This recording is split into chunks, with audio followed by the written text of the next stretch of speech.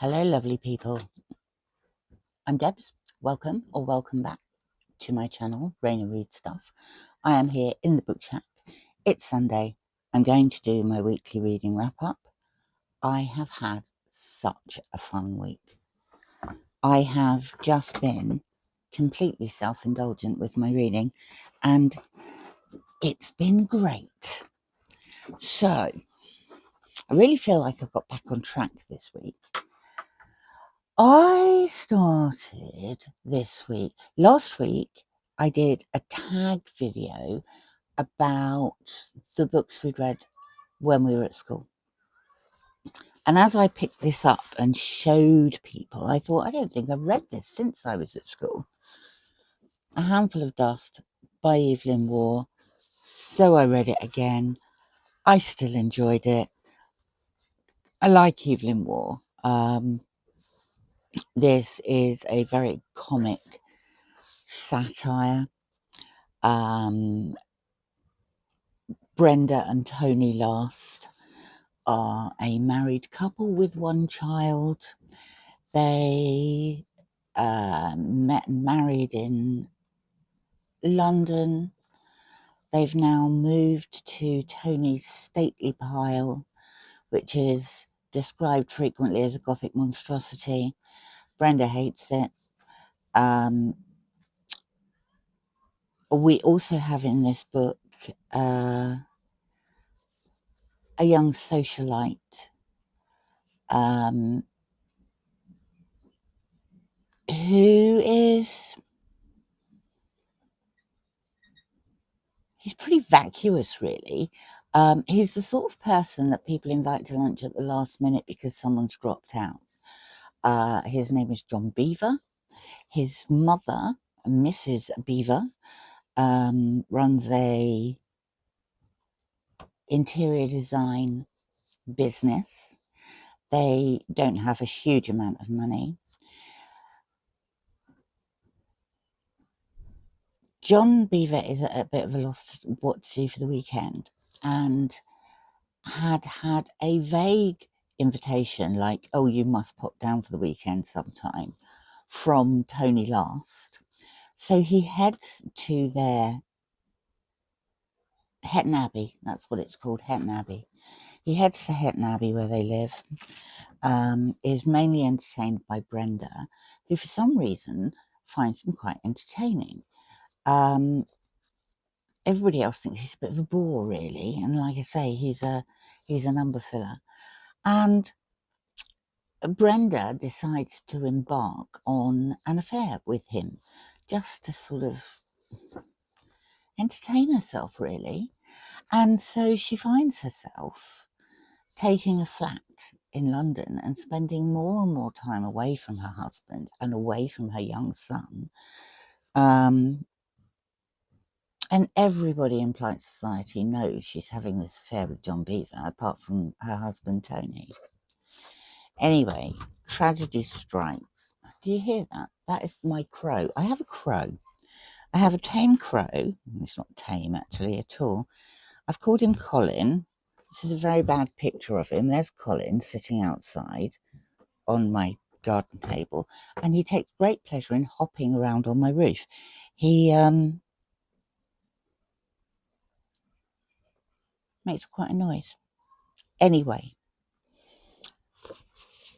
a tragedy occurs in this. It forces everybody's hand. Brenda wants a divorce.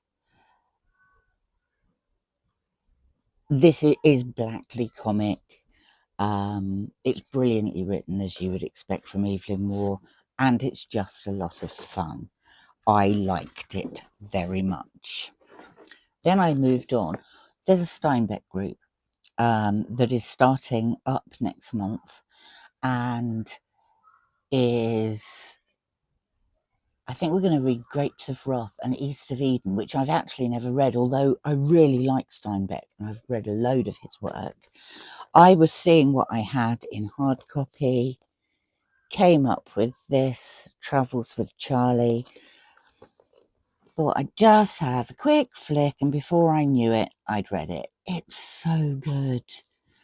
Charley is Steinbeck's French poodle,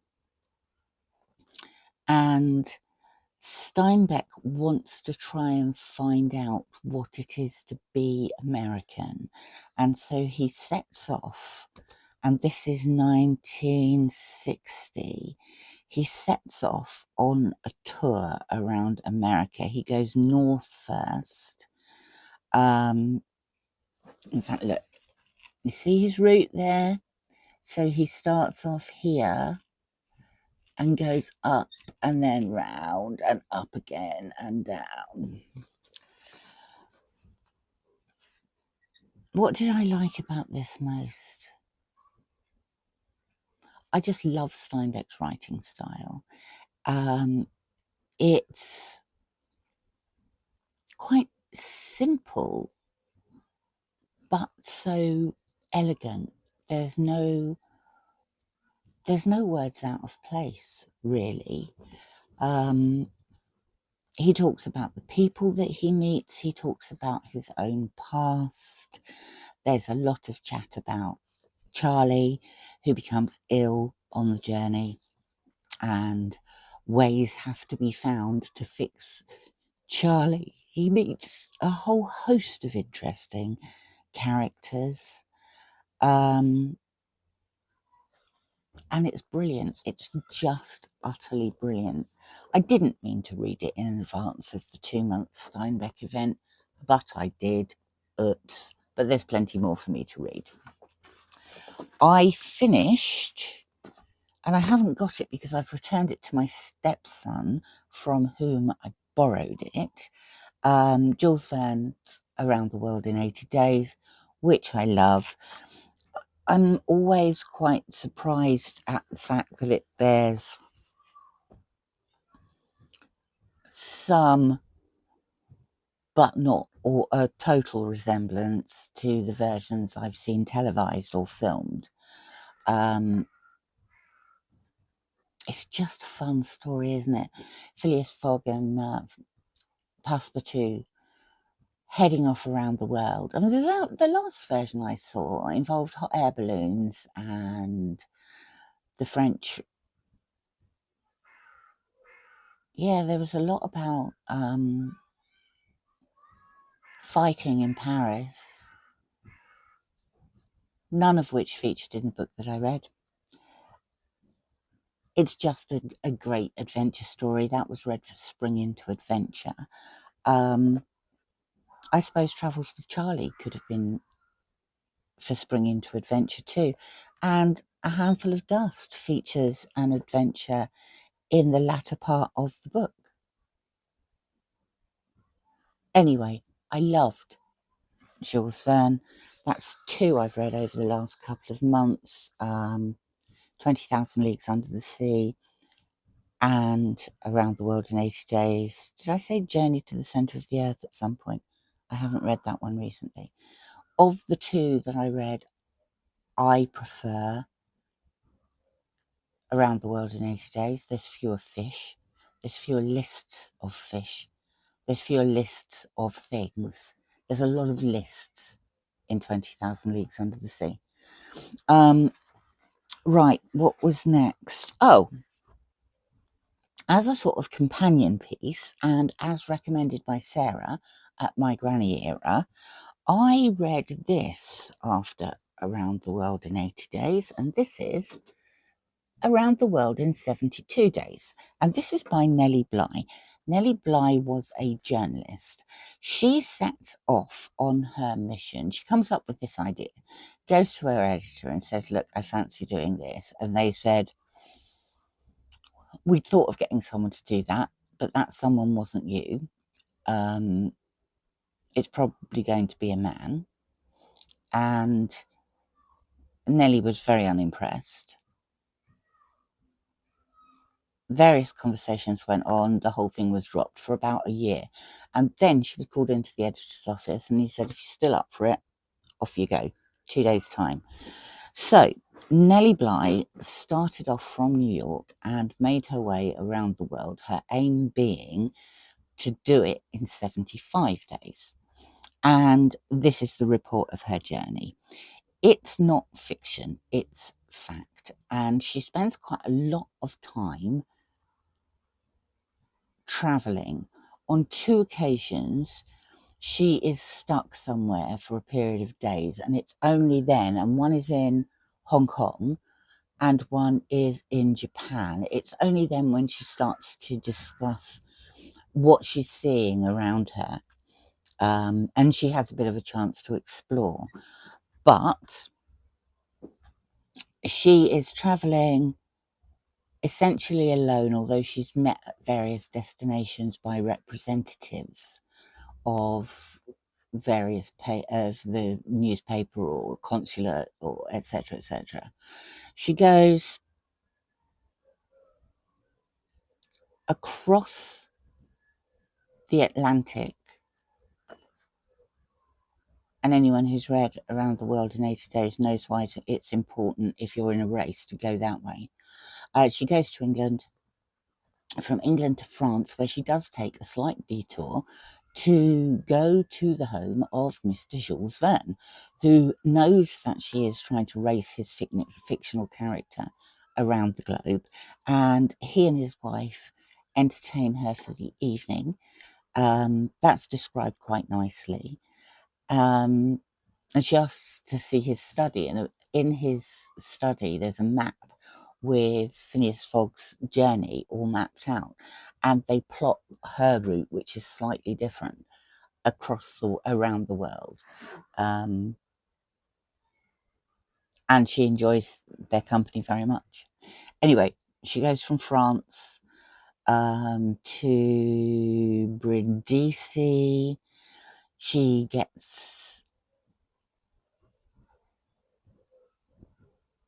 doesn't get delayed there. She goes through Singapore and Malaya to China, Hong Kong, Japan, across to San Francisco, and then a train is commandeered for her, and she arrives back in New York in style in a train that's been booked just for her, that is now also filled with journalists wanting to find out about her. One of the things that remains unanswered for me in this book is when she gets to, I think it's Hong Kong, it might be China, someone tells her that another woman is attempting to do the same thing. Doesn't say who it is, but reckons she's from a rival newspaper, and she has about a 5-day head start. And then she's not mentioned anymore. I need to find out who that was and whether she came home first. Anyway, it's good fun. I like the fact that she met up with Jules Verne. Then, for Historathon, How to Survive in Medieval England by Toni Mount. This was way more interesting than I thought it was going to be. I thought it was going to be quite lightweight, and in a way it sort of is. You know, this isn't a serious historical study, but it's packed with facts. And though it takes a slightly irreverent view, I learnt lots. Like, for example, the term loose women, as applied to prostitutes, came about because there was a medieval law that married women had their heads covered, and unmarried women didn't. And one of the reasons for not being a married woman was because you were a prostitute. And so women with their hair loose women, the term became synonymous with prostitution. Straight-laced was another one. I love discovering the meanings of expressions, where they've come from, because when you use them, you don't actually think about their origins. Straight-laced involved a complicated way of lacing a bodice, and it could only really be done by somebody who had a maid to help them, and therefore straight-laced became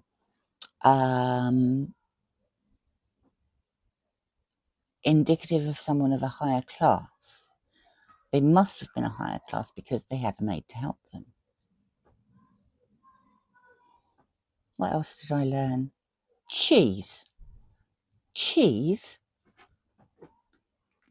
and we were talking about very hard cheese here, was stored in the rafters of homes where it would be smoked on a regular basis by the fumes of the fire, etc., etc.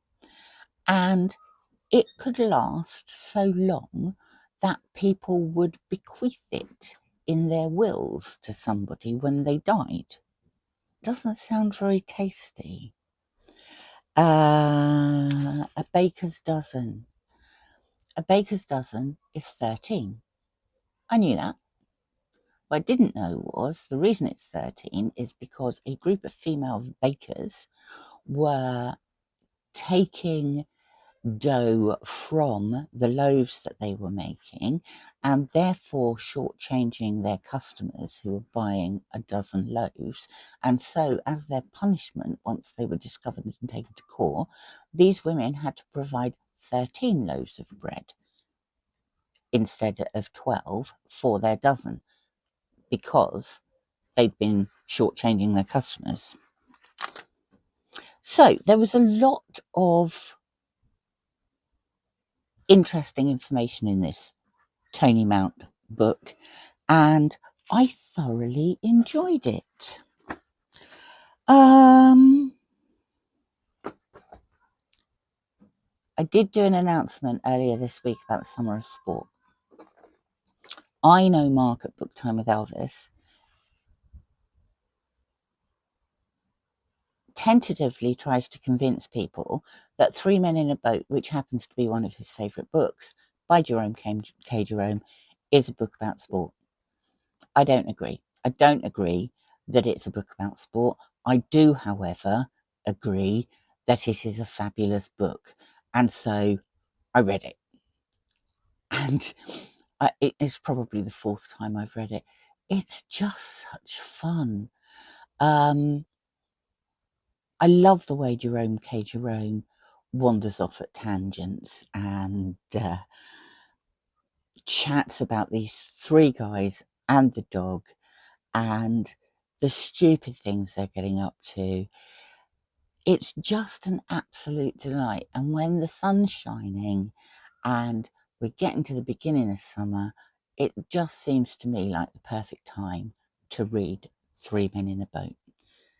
So that was fabulous. And finally, while I've been working upstairs on various things, I have been listening to The Code of the Woosters by P.G. Wodehouse, which I think is probably one of my very favourite Jeeves and Wooster books. The audiobook is narrated by Stephen Fry, and anything that is narrated by Stephen Fry just sounds blissful to my ears. The Code of the Woosters involves a silver cow creamer, and Bertie's uncle wants it, but it's bought from an antique shop, and Bertie is sent to try and retrieve it. And as is completely usual with anything involving Jeeves and Wooster, everything goes wrong. before it becomes right again. In this case, Bertie's overriding concern is Aunt Dahlia will refuse ever to invite him for lunch again, and he will not be able to sample the absolute delights of her French chef, Anatole. This book is fabulous. I don't know how many times I've read it. It's just wonderful, and I love it. That's my reading. As you can see, completely self-indulgent. None of these were too huge, but I just had a lovely time reading all of them. And they were great. Really good. I've had a really fun reading week. And so that ticks a big, huge box for Mental Health May. Have fun reading was the rule, the only rule of Mental Health May, and I think I've done that. We're nearly up to June, so next week I'll be putting together what I plan to do for June.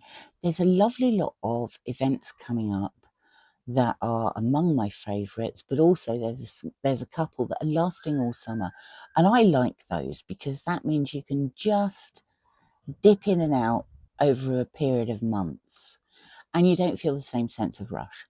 Anyway, what have you been reading? I hope you've had a lovely week and are looking forward to whatever you're planning in June. Let me know down below. Thank you very much for watching. It's always lovely of you to pop by, and it's always lovely to talk to you. I will speak to you several times this week probably, because I'm also falling behind on my tag videos, so I've got several of those to catch up with.